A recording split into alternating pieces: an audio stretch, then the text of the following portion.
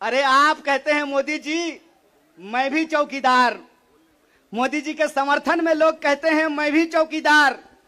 ये चौकीदार नहीं हैं, ये देश के ठेकेदार हैं। और ये देश के ठेकेदार कैसे हैं?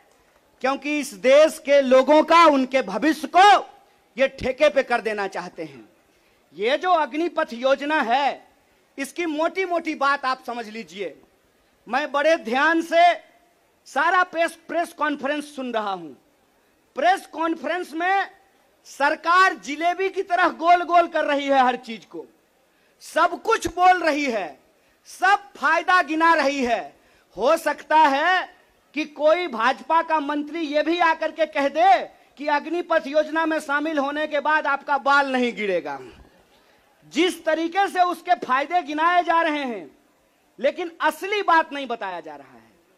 एक सिंपल सवाल है, सरकार को इस बात का जवाब देश के नौजवानों को देना चाहिए। क्या सिंपल सवाल है कि जो भर्तियां हो रही थी वो भर्ती होगी कि नहीं होगी?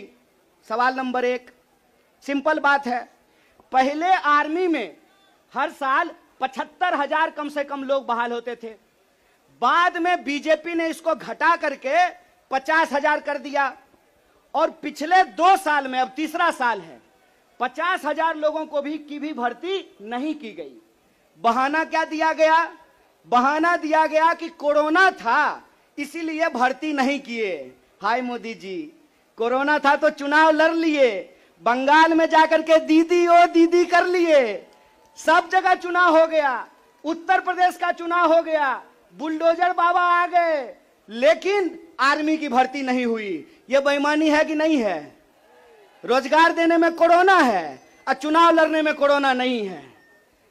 और अगर आप बैकलॉग को देखेंगे, 50,000 को अगर मान लें, तब भी 1.5 लाख बहाली होनी चाहिए थी। 1.5 लाख ये बहाली नहीं कर रहे हैं। 1.5 लाख बहाली ये करेंगे कि नहीं करेंगे, इसको ये नहीं बता रहे हैं। ऊपर से ये एक नया योजना लेकर के आ गए हैं। तो एक ना छोटा सा कहानी हमको याद आ रहा है। बच्चा बहुत जोर जोर से रो रहा था, कहा मम्मी दूध पिला दो, दूध पिला दो। मम्मी उसको उठा करके अलमीरा पे बिठा दी। बच्चा मम्मी को यह नहीं कहता है कि मम्मी दूध पिला दो, बच्चा चिल्ला चिल्ला करके कह रहा है कि मम्मी अलमीरा से नीचे उतार दो, नीचे उतार दो। लोग मांग रहे थे हर साल 2 करोड़ नौकरी, इन्होंने हर साल 2 करोड़ नौकरी नहीं दी, ऊपर से एक नया योजना लेकर के आ गए हैं। पूरा का पूरा भाजपा के तंत्र को उसमें लगा दिए हैं कि आप बताइए कि अग्निपथ के क्या फायदे हैं।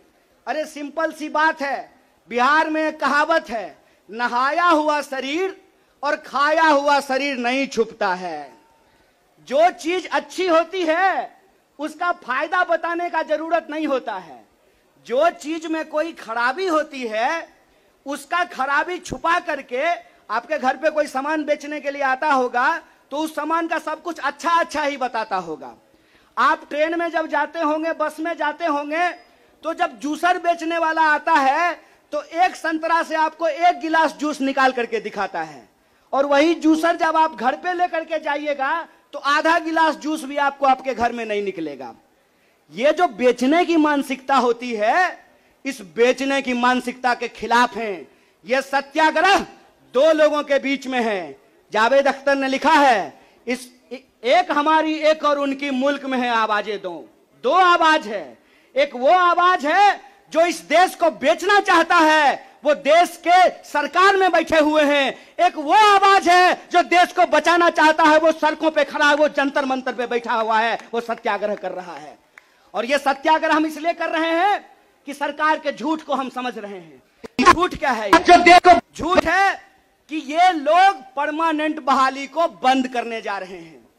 परमानेंट बहालियां नहीं होगी। अगर ये परमानेंट बहाली करना चाहते हैं तो सिर्फ सेंट्रल गवर्नमेंट में 28 लाख पोस्ट खाली है। ये परमानेंट बहाली बंद करके ठेकाकरण के फायदे देश को समझा रहे हैं। जब भी देश में कोई ठेकाकरण किया जाता है तो सिर्फ उसका फायदा ही फायदा बताया जाता है। जब भी देश की कोई सार्वजनिक संपत्ति बेची जाती है तो उसका फायदा ही फायदा बताया जाता है।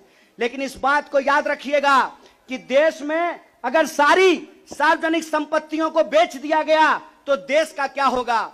एक बार आप इस बात पे विचार कीजिएगा कि अगर एयर इंडिया नहीं रहेगा, अगर नहीं होगा एयर इंडिया, तो क्या करेंगे ज्योतिरादित्य सिंधिया। समझना है कि नहीं समझना है? आप हमको बताइए कि सरकारी रेलवे नहीं होना चाहिए, सरकारी बीएसएनएल नहीं होना चाहिए, इनके हिसाब से सेना में नियमित नौकरी नहीं होनी चाहिए। जब सब कुछ सरकारी नहीं होना चाहिए तो सरकारी प्रधानमंत्री लेकर के ढोल बजाएंगे? फिर सरकारी प्रधानमंत्री भी क्यों होना चाहिए? सरकारी संसद भी क्यों होना चाहिए? देश का मतलब होता है देश की राष्ट्रीय संपत्ति, देश का मतलब होता है देश की राष्ट्रीय सेना, देश का मतलब होता है देश के लोगों का सम्मान। इसीलिए मैं आप तमाम लोगों से यह आग्रह करने के लिए आया हूं, कांग्रेस पार्टी की लड़ाई सिर्फ अपने नेता को बचाने की लड़ाई नहीं है, कांग्रेस पार्टी की लड़ाई इस देश को बचाने की लड़ाई है। वो देश जिस देश को गांधी ने बनाया है, जिस देश को नेहरू, मौलाना अबुल कलाम आजाद ने बनाया है, उस देश को बचाने की लड़ाई है।